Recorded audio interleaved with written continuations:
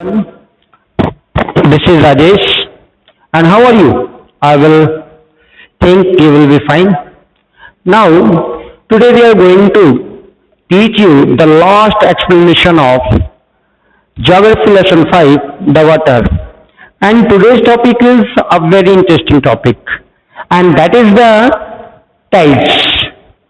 Tides. Tides क्या है? Actually, the Hindi meaning of tide is ज्वार भाटा. So what is tides? The rhythmic rise and fall of ocean water twice in a day. कि जो rhythmic एक क्रमबद्ध तरीके से एक दिन में दो बार जो ओशन वाटर है उसका रिदमिक ऊपर उठना और गिरना known as tides. Actually in Hindi the meaning of tide is jwar bhata. The rise of water known as jwar and falling of water known as bhata, and it happened twice in a day. So what is the reason behind it? Why tides happen regular twice in a day? So student, I am sure you heard about gravitational force. आपने निश्चित रूप से gravitational force के बारे में सुना होगा, specially जब आप साइंस पढ़ रहे होंगे कि what is gravitational force. It is a kind of force. ये फोर्स है. And what is the force? A push और पुल. अपुश और पुल को हम फोर्स कह देते हैं, धक्का या खिंचाव. Gravitational force actually in the universe every two object attract to each other by a force that is the gravitational force. कि पूरे यूनिवर्स में कोई भी दो चीजें हो गई वो आपस में एक दूसरे को आकर्षित करती हैं. It means they try to remain close to each other. That is the gravitational force. ये आप कह सकते हो कि gravitational force is directly proportional to the mass of the body and inversely proportional to the distance between them. It means कि जितनी ही दो body का मास ज्यादा होगा ये फोर्स ज्यादा होगा, और डिस्टेंस जितना ही ज्यादा होगा फोर्स कम होगा. सो अगर आपको मेरी बातों में लगा कि मैंने बताया कि in the universe every two object attract to each other, it means हो गया कि चलो भाई बुक्स तो अट्रैक्ट नहीं करते हैं. So mind it what I am saying here कि gravitational force is directly proportional to the mass of product of masses of bodies. कि जितना ही ज्यादा प्रोडक्ट होगा उनके मासेस का उतना ही ज्यादा फोर्स होगा. अट्रैक्ट तो करते हैं but product of mass of two books are very very low. That is why we can see they attract to each other.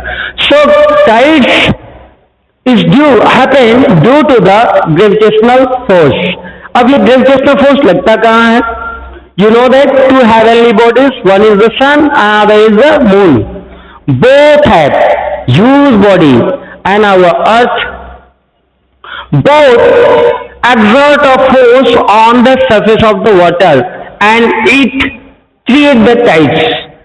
One from the gravitational force of sun and other is the gravitational force of moon.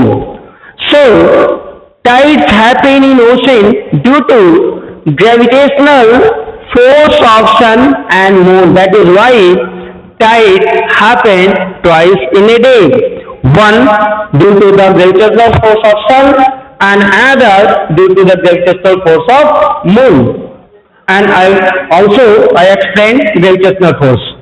Now boys, I am going to tell you kinds of tides. अब ये tides हैं क्या? Actually tides are two types. The first one is the high tides. It is known as the spring tides, and another is the low tides, or it is known as neap tides. So आप बड़े अच्छे से जान लें कि tides जो है दो तरह के हो जाते हैं. हाई टाइड्स जिसको आप स्प्रिंग टाइड्स कहते हो, और लो टाइड्स जिसको आप नीप टाइड्स कहते हो. सो ये दो टाइड्स क्यों होते हैं और ये कब होते हैं, आइए हम अपने डायग्राम से जाने. ये आपको फिर शेयर कर देते हैं कि tides happen due to the gravitational force of sun and moon. So you know that कि अर्थ रिवॉल्व द सन, अर्थ किसके चक्कर लगाती है? सन के, because sun is a star and earth is a planet. And moon is a satellite, a natural satellite of earth which revolve around the earth. अगर ऐसी condition बनती है कि अर्थ जो है सन के चक्कर लगा रहा है और मून जो है अर्थ के चक्कर लगा रहा है, सो समटाइम्स कुछ स्पेशल कंडीशंस बन जाते हैं. The number 1, when sun, suppose कर लो ये मूव करते हुए और अर्थ मूव कर रहा है किसका? सन का. सो अगर ये मूव करते हुए sun, moon and earth lie in a straight line, एक शीट में आ जाते हैं, स्पेशली एक्लिप्स के वक्त भी होता ही है. सन, मून एंड अर्थ जब ये तीनों एक शीट में आ जाते हैं, so moon attract the surface of water on the earth and also sun exert a force on the moon. It means a huge gravitational force exerted on the surface of earth, I mean surface of the ocean. In this case, the rise of water is maximum. It reaches the far away shore of oceans and it creates high tides. चूंकि force जितना ही ज्यादा होता है work उतना ही ज्यादा होता है ना. आप देखे होंगे कि अगर आपका फ्रेंड बाइसाइकिल से जा रहा हो, उसको सिंपली अगर थोड़े से लगाओ उसकी स्पीड बढ़ती है, but if you exert more force it create more motion. In the same way जब सन भी, इसका भी ग्रेविटेशनल फोर्स लग जाता है, मून का भी लग जाता है, then surface of the ocean पे ह्यूज फोर्स काम करता है और उस कंडीशन में बहुत ही तेजी के साथ एक हाईएस्ट लेवल तक वाटर जो है राइज करता है and it create the high tides, या इसको हम कहते हैं स्प्रिंग टाइड्स.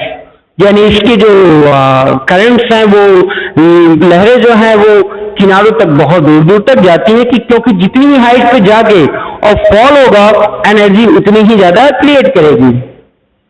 नाउ अब हम सेकेंड केस में जाते हैं. एक चीज और देख लीजिए कि मून पीछे भी हो सकता है, ये भी एक शीट में हो सकता है, उस कंडीशन में भी हाई टाइड्स आते हैं. Now we discuss the second condition and that one is the sun, earth and moon. अब मून जो है आपको रिवॉल्व करते हुए कहां गया? एक आप वर्टिकली कह सकते हो या यूं कह सकते हो कि सन और मून ये दोनों जो हैं डायगोनली अपोजिट हो. डायगोनली अपोजिट है, दैट मीन्स सन जो है अर्थ पे फोर्स लगा रहा है और मून जो है इस तरफ वर्टिकल फोर्स लगा रहा है, तो ये एक डायगोनली वर्टिकली फोर्स है. इस केस में अगर आप अनबैलेंस या बैलेंस फोर्स का एग्जाम्पल पढ़े होंगे तो देखे होंगे कि अब हमारा जो है फोर्स कम हो जाता है, जो ग्रेविटेशनल फोर्स होता है. इस केस में सरफेस ऑफ अर्थ पे या सरफेस ऑफ ओशन पे फोर्स कम लगता है, और जब फोर्स कम लगता है तो rise of water become low and it is known as the low tide और नीप टाइड्स, या इसी को हम लो टाइड या नीप टाइड कहते हैं. अगर हम एक और देखें हाई टाइड के कुछ एडवांटेज, तो हाई टाइड के एडवांटेज बहुत ज्यादा होते हैं. डिस्ट्रक्टिव तो होता है, एडवांटेज है. क्या है भाई advantage? So it have to navigate on the ocean, it have to catch plenty of fishes by the fisherman, क्योंकि लहरें जो है बहुत किनारों तक जाती हैं. ये बहुत सारे एडवांटेज हैं जो हाई टाइड्स में हमको मिलते हैं. हम आपको एक और लास्ट वीडियो देंगे जो ओशन करंट का देंगे next. Then good day, keep it safe and concentrate on your study, and if you have any problem, without any hesitation, please ask anything. I am always with you. Thank you. Have a nice day.